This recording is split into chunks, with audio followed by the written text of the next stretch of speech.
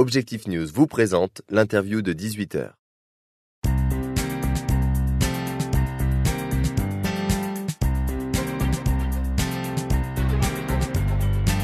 Bonsoir à tous et bienvenue sur objectivenews.tv. Ce soir, nous recevons Christophe Boissier, qui est directeur régional de Veolia. Bonsoir. Bonsoir. Alors, votre entreprise organise prochainement, le 17 octobre à Montauban, les rencontres autour de l'eau, comme chaque année depuis 2007. Pourquoi Veolia s'est positionné sur un tel événement en 2007 et quel était l'objectif au départ ? Notre objectif, c'est de réunir les acteurs de l'eau, les acteurs de l'assainissement, de ce grand service public, pour échanger sur l'évolution des techniques, l'évolution des services et l'évolution de ce métier de l'eau et de l'assainissement. D'accord. Vous avez donc vous réunissez à la fois des collectivités, des experts, des entreprises Alors, ces rencontres autour de l'eau s'adressent effectivement aux acteurs des services de l'eau et de l'assainissement. Donc d'abord, effectivement, les élus des collectivités locales, des syndicats de communes, des communautés d'agglomération qui sont en charge de ces services, mais également leurs techniciens, leurs ingénieurs qui pilotent ces services, qui les supervisent, et puis les experts de l'eau, bureaux d'études, ingénieurs conseils, et tous ceux qui apportent une contribution à ces services. Cette année, par exemple, nous allons avoir également l'intervention de l'Agence de l'eau à Dour-Garonne, également de l'ADEME, donc qui, eux, chacun à leur titre, interviennent aussi sur la gestion ou l'organisation de ces services. D'accord. Ces rencontres autour de l'eau se font dans chaque région ou c'est quelque chose de spécifique à la région Midi-Pyrénées ? Alors, c'est une rencontre qu'on organise à l'échelle du Grand Sud-Ouest. D'accord. Donc, il a vocation à s'adresser à nos partenaires et aux collectivités des régions Aquitaine, Midi-Pyrénées, Limousin, Poitou-Charentes. D'accord. Donc cette année, le thème abordé, c'est l'eau et l'urbanisme durable. Donc c'est quand même une question, un enjeu de demain. Quelles sont les thématiques que vous allez aborder plus précisément au cours de cette manifestation ? Et je crois qu'il y a 5 tables rondes, c'est ça ? Tout à fait. Alors, effectivement, l'urbanisme est souvent et nécessairement précédé du développement des services d'eau et d'assainissement qui sont indispensables à la vie, que ce soit et notamment à la vie en ville. Et si on veut un urbanisme durable, il faut concevoir des services d'eau et d'assainissement qui eux-mêmes soient durables. Durable, ça veut dire quoi ? Ça veut dire préserver les ressources. Donc il y aura une table ronde autour de la préservation des ressources. Mais c'est également des services accessibles à tous.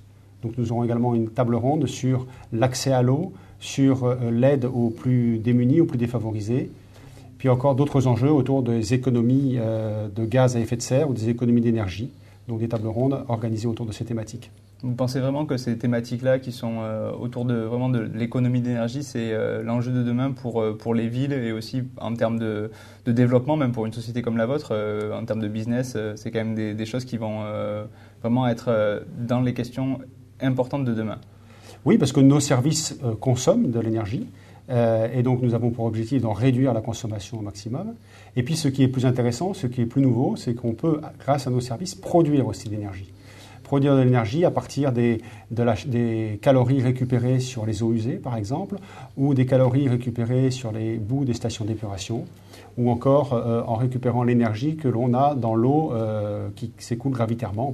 On peut turbiner cette eau pour récupérer l'énergie. Donc, on voit que non seulement on peut diminuer nos consommations d'énergie, mais on peut devenir producteur d'énergie. D'accord, donc ce sont à la fois des questions d'environnement et à la fois aussi des questions d'économie d'énergie et à la fois des questions de business, puisqu'on peut aussi trouver d'autres solutions. C'est de l'innovation derrière qui est en jeu pour des entreprises, même pour des particuliers.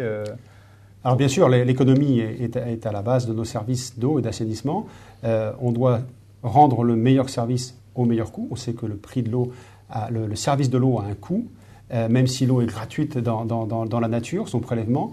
Mais en revanche, le service de l'eau, l'acheminement, le traitement, la distribution, tout ça représente un coût. Et nous devons essayer d'en optimiser le coût pour que cela pèse le moins possible sur les ménages ou sur les industries. Et donc toutes les technologies qui permettent de minimiser ces coûts ou qui permettent de minimiser les impacts environnementaux sont des économies d'avenir, des technologies d'avenir, et donc des projets intéressants pour nos entreprises, mais également pour les laboratoires, les PME. Il y a vraiment de l'innovation. D'ailleurs, je pense que le pôle de compétitivité eau qui se développe en Languedoc-Roussillon et en Midi-Pyrénées a vraiment pour vocation de réunir ces acteurs de l'eau autour de ces sujets-là. Bien sûr. Donc ce sont les thématiques que vous allez aborder le 17 octobre prochain donc à Montauban pour ces rencontres autour de l'eau. Vous avez un objectif en termes de manifestants, enfin de participants pour cette manifestation ? Alors, vous l'avez dit, cette manifestation existe maintenant depuis 7 ans. Chaque année, elle se développe un peu plus. Nous devrons être entre 100 et 200 participants à Montauban le 17 octobre. D'accord. Vous avez des partenaires qui vous accompagnent pour cette manifestation ? Objectif News, d'abord, nous accompagne dans l'explication, la communication, la présentation de cette manifestation. Et puis, je vous l'ai dit, l'Agence de l'eau va également être présente, l'ADEME. Voilà. Donc, des acteurs importants dans ce domaine.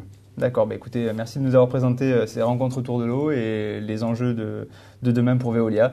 Et merci de nous avoir suivis sur objectivenews.tv.